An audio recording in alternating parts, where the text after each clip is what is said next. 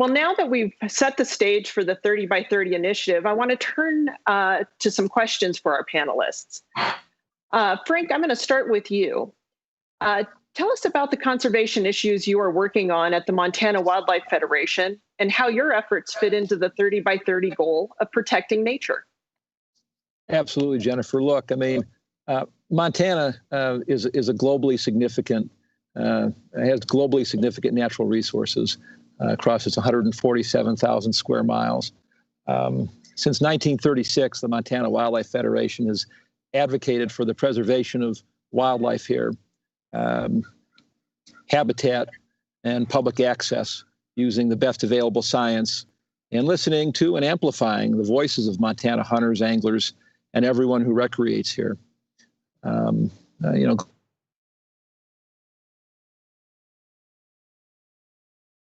and the road to 30 really aligns with our commitment to confront the two major crises of our time, biodiversity loss and climate disruption.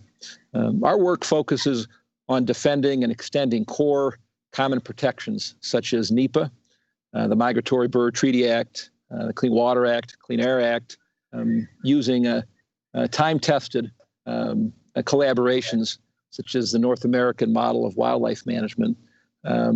All this has proven very durable over time thanks to a history of bipartisan support for conservation. We're also engaged in cutting-edge policy innovation. Along with our other affiliates around the country, are supporting the Recovering America's Wildlife Act, in working with National Wildlife Federation and others on migratory corridors to protect species threatened by land use change. We fight every day to block up new public land. We're focusing on iconic species like grizzly bears and bison, cutthroat trout, and non-game species like martens. For a long time, Montana Wildlife Federation, our members and affiliates have worked to confront the climate crisis. You know, the wildfires that are increasingly more severe across the West, including Montana, undermine public health, increase wildlife mortality, disturb and destroy habitat. We have to mitigate that. Climate forecasts and impacts need to be in all natural resource planning processes going forward, and we have to deal with, you know, the protection of the globally significant fishery that's Montana that Montana holds. The rivers are warming, and so you know, we've worked with groups like Patagonia and fishing guides to highlight the impact of climate change on our fishery. So you know, our national president, Colin O'Mara, says when you save wildlife, you save yourself. And so since 1936, that's been the mission of the Montana Wildlife Federation. And, you know, the 30 by 30 initiative syncs up nicely with what we do. Thanks, Frank. And it is worth noting that when the Center for Western Priorities asked voters in a recent poll in five Western swing states about the 30 by 30 goal, there was a bipartisan consensus in favor of it. In Montana specifically, 74% of voters said that they supported setting a national goal to conserve 30% of lands and ocean by the end of the decade, and just 13% opposed it. Now, Nick, you've been working on wildlife issues for over a decade. How have attitudes on managing wildlife shifted over time? Well, you know, Jen, I would say that the grizzly bear really illustrates how we move into the future. Of course, we know we have these large blocks of public land, but also the importance of private land in this broad conservation goal. You know, if you look at grizzly bears, when the species went on the endangered species list in 1975, we were in really dire straits with bears. And they were really down to these core populations in the Northern Continental Divide ecosystem, Glacier National Park and the Bob Marshall Wilderness Complex, as well as Yellowstone Park and some of the surrounding public lands. And through strong conservation measures, we brought those populations back. Now, we were so focused on those core populations, we weren't talking about what's in between there. And what's in between there are some spectacular lands, public lands, mountain ranges, foothills, forests, as well as mountain valleys. And in recent years, Montana Wildlife Federation, we've helped with some matching dollars for some measures to prevent grizzly bears from getting in trouble when they move into these areas. And what I'm talking about here is tangible, on the ground things that really make a difference. Fencing of chicken coops and beehives and calving yards, range riders, and education programs. And the sterling example of this is the Blackfoot Valley in Montana, where they've reduced their conflicts with grizzly bears by 93%. Now, they've been working on that for 20 years, but 20 years ago, if you went and asked those ranchers about grizzly bears, they would have just assumed they were all dead. Today, there's much more social acceptance of those bears. And that's a direct result of that work. Now that bears have moved out on the east of the Rocky Mountain front into prairie environments, they've moved west of Yellowstone into the Centennial Valley. And these are all key wildlife movement corridors that help these animals expand and hopefully get into like the Bitterroot ecosystem in central Idaho. Now, what I have a saying is we can't take the same conservation measure that worked in the heart of the Bob Marshall wilderness and paste that on a landscape with farms and ranches, but we're also not going to draw hard lines and say every bear that crosses that line dies. And I'll just finish with, Governor Bullock created a Grizzly Bear Advisory Council last year, which I'm serving on, to come up with a whole series of recommendations for how we move forward in grizzly bear management and conservation. Great. Thanks, Nick. Rochelle, tell us about Artemis and what role Montana sportswomen and sportsmen play in conserving and protecting public lands. Yeah, so Artemis is an initiative of the National Wildlife Federation, and the goal is really to create a dynamic, sort of impassioned community of sportswomen to advocate for conservation. The drive is really to get educated women in the field who can really advocate for lands and wildlife.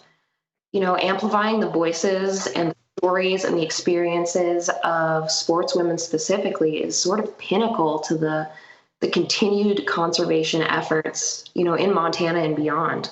Women are the #1 growing demographic in hunting and fishing and just outdoor recreation in general. And so to sort of amplify those voices in the conservation realm is really important to hearing the whole, the whole story. I often hear the question of what role should women play in conservation? And I find myself sort of answering back, well, what role should men play in conservation?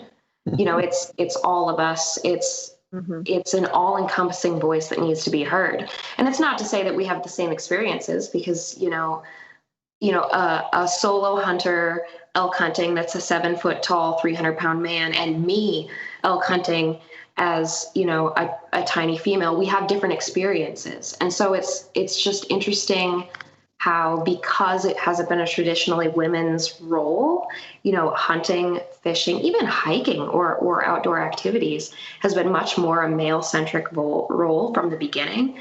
And being this big demographic, entering into this place, our voices need to be heard. We need to have all voices at the forefront to tell this sort of bigger story of, why conservation matters, how it matters, and who it matters to. So that's really Artemis's big goal, is getting all of those voices heard and getting a more rounded story to conservation. That's great. Now, Rochelle, how does the network of sportswomen play a role in promoting equity and stewardship in hunting and angling? Again, with it not being a traditionally female seen role, sportswomen in particular have this sort of intimate connection to our wild spaces. I take personally myself, I feed my family with what I hunt in the fall. And so we have this firsthand experience with the land and wildlife. And with sportsmen and women, no one is out in the field more than we are. We understand these lands, we understand these waters, and this isn't just a playground for us. It's part of our lifestyle. It's part of, just day-to-day life. Conservation for us isn't just protecting the pretty places we vacation. It's protecting our backyard. It's putting food in our freezer. It's feeding our families. It's part of our entire lives. And sportswomen in general, women have traditionally, if we're going to look at like the American traditional roles, have been the ones to feed our family. And now more than ever, we're going out and bringing home the meat to feed that family with.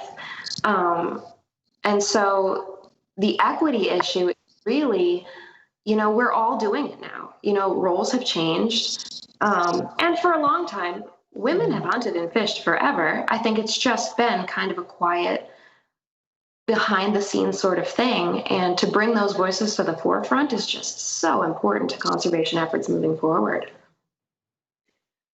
No, absolutely. That's great. Thank you, Rochelle.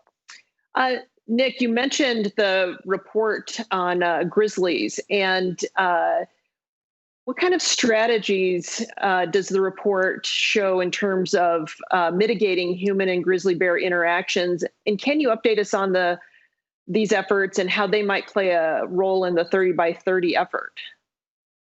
Absolutely. So we'll be presenting that report to the governor next month. It's been 10 months of intensive, lengthy meetings with 18 Montanans, very, very diverse interests: ranching, farming, conservation, hunters, the manager of a solid waste disposal company. And the governor gave us really specific charges on a few on conflict reduction, distribution and translocations of grizzly bears, education, human safety, resources, as well as the role of hunting.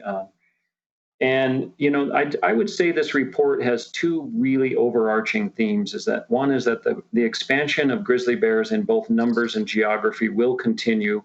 And two, we need a tremendous amount increase in the resources to get ahead of that. So it's a lot of what I've talked about. That we learned so much on this committee about all the nonprofit conservation organizations offering up time and money to do these prevention efforts. All the things I talked about on the landscape, and I'm proud to say that we've written a couple state livestock loss prevention grants. Down in the Centennial, we're going into our 4th year of carcass pickup. That's important because when you draw bears near livestock and near ranching homes and things, you're setting yourself up for problems. So you don't want bears to be drawn in near people and communities and livestock by anthropogenic food sources. It talks about that. It talks about aggressive education efforts. It's got a whole range of recommendations. We're really proud of this report. And again, it's going to take resources, both public and private money, to get ahead of these bears as they expand in places they haven't been in decades. Mm-hmm. Thanks, Nick. Now I want to turn to climate change. I think Montana's public lands are feeling the impacts of climate change, from warming rivers to retreating glaciers and the threat of catastrophic wildfires. Frank, can you tell us more about how Montana Wildlife Federation is addressing these impacts?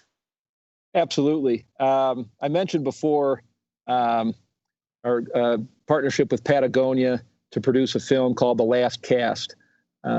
Encourage folks to view the film. We have a little bit of the footage that is playing on background here. But my colleague, Alec Underwood, worked together with some fishing guides, some families, to highlight the blue ribbon trout fisheries across Montana, which provide intergenerational opportunities to pursue fishing, provides an incredible economic resource.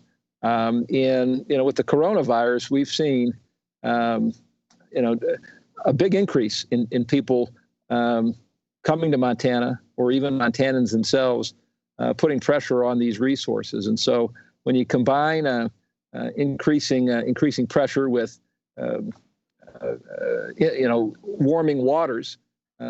There's a Montana expression called hoot owl, where guides and recreational fly fishermen and women are asked not to fish some of the great rivers like the Madison and the Gallatin and the Yellowstone because of warming waters, Rock Creek near Missoula.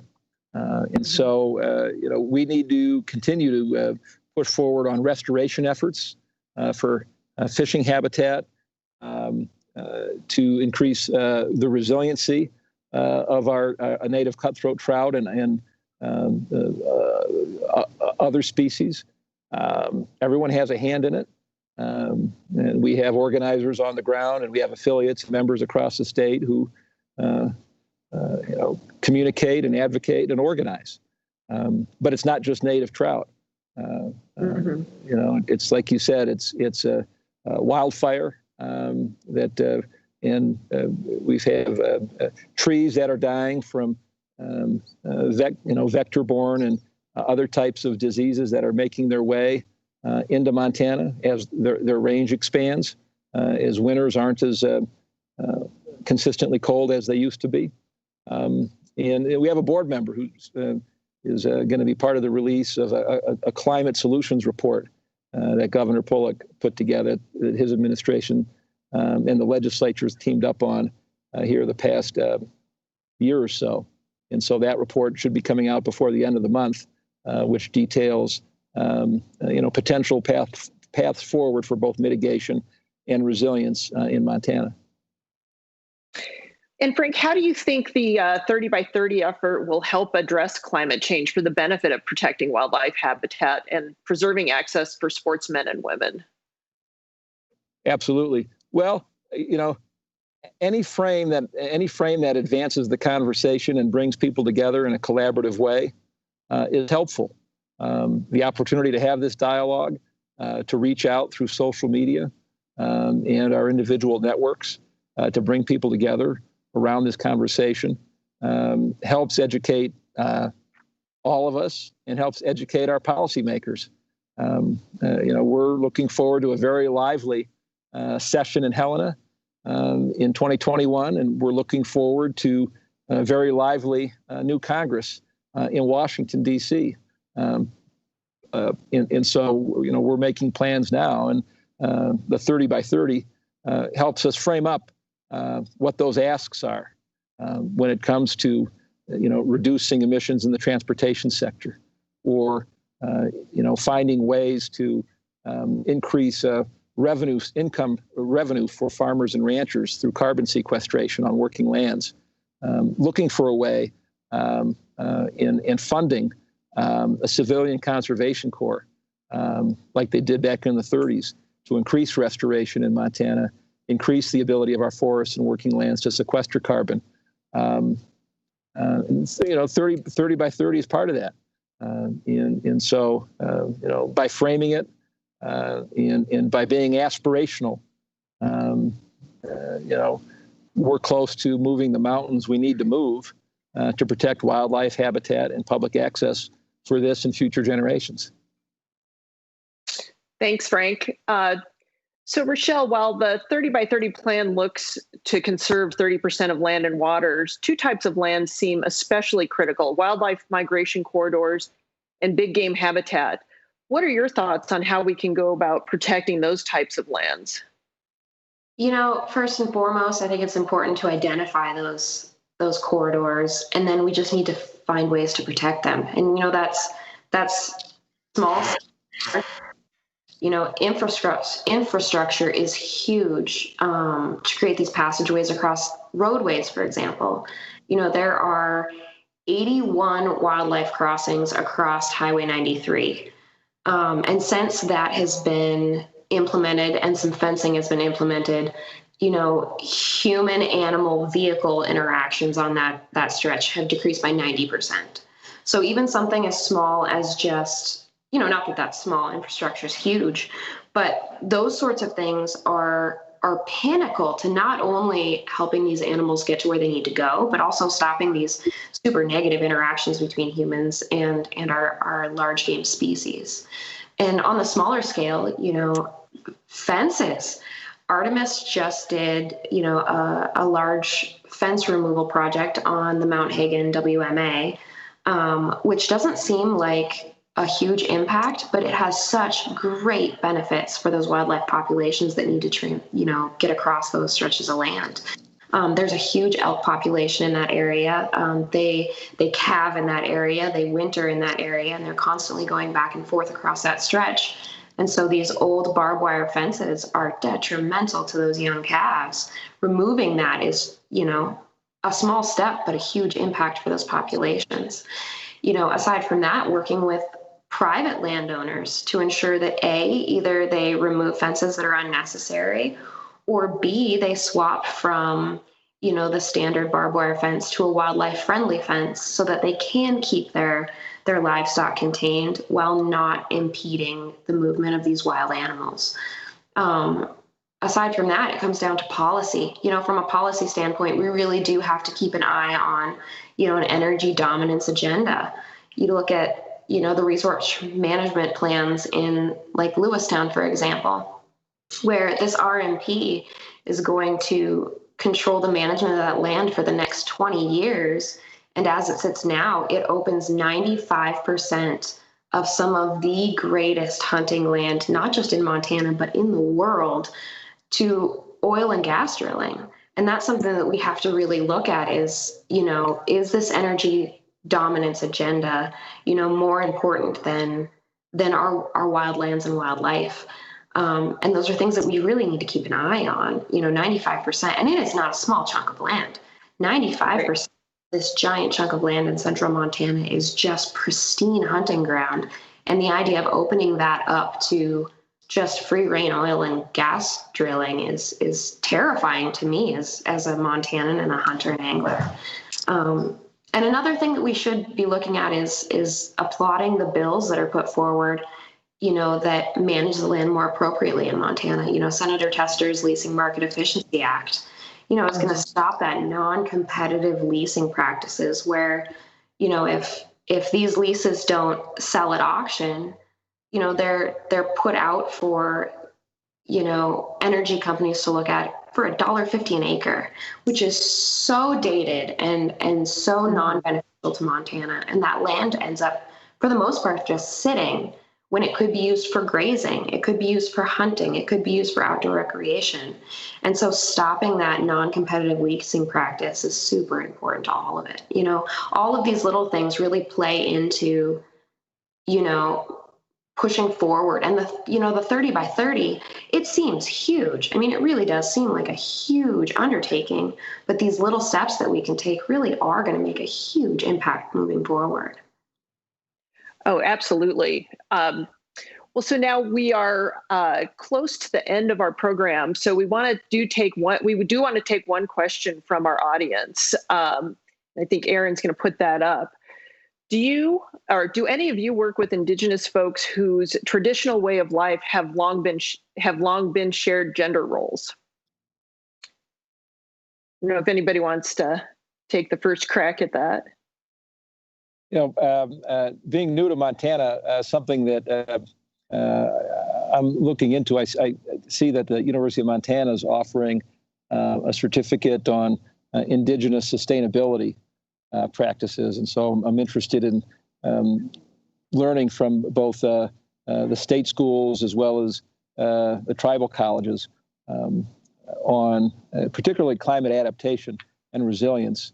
It maybe has less to do with gender roles, but there's a tremendous body of work being conducted by tribes on climate resilience that I'm looking forward to learning from. Great. Nick or Rochelle, any thoughts to add? Yeah, I absolutely have some thoughts on it. When we look at Montana and we look at the demographics, obviously Montana, just bluntly, is a very white state. We are a very Caucasian state. But the next largest demographic for us is our Native American populations. And I feel like that is often brushed aside as not being part of the conversation. And there's something very wrong with that. And as a sportswoman, that tradition and community of shared gender roles in the hunting and fishing world should be brought to the forefront. I mean, I personally want to do not so much more outreach, but more I want these populations of Native Americans to educate us on their practices and the way that they managed this land for so long. And we can integrate that into, you know, a 21st century way of looking at things. It shouldn't be a side topic. You know, it's Montana's heritage. It's our tradition. This is first and foremost, you know, Native American land, and it was managed real well before things changed. And we need to bring that definitely to the forefront of the conservation conversation. Absolutely. Nick, anything you want to share? Well, you know, I can just say, as a person who's up in the state legislature during the sessions every day, that we certainly talk to the tribal members there, and for a great example is bison restoration and conservation. I mean, it's hard to overstate the significance of that species to Native Americans, culturally, spiritually, nutritionally, and how important that is to them. And I just certainly we try to learn a lot from them and take their views into consideration when we have measures that affect that in the legislature. Great. Well, thank you. And that will wrap up our Montana Road to 30 virtual event. I want to thank all of you for taking the time to join us this afternoon, and especially thank Rochelle, Frank, and Nick, and the entire team at the Montana Wildlife Federation for sharing your passion for the important work that you do. We hope all of you will join us on future stops along this virtual tour. If you'd like more information about the 30 by 30 initiative, or to learn more about the Road to 30 virtual tour, please visit our website at roadto30.org. We'll be sharing updates about our tour there. See you soon.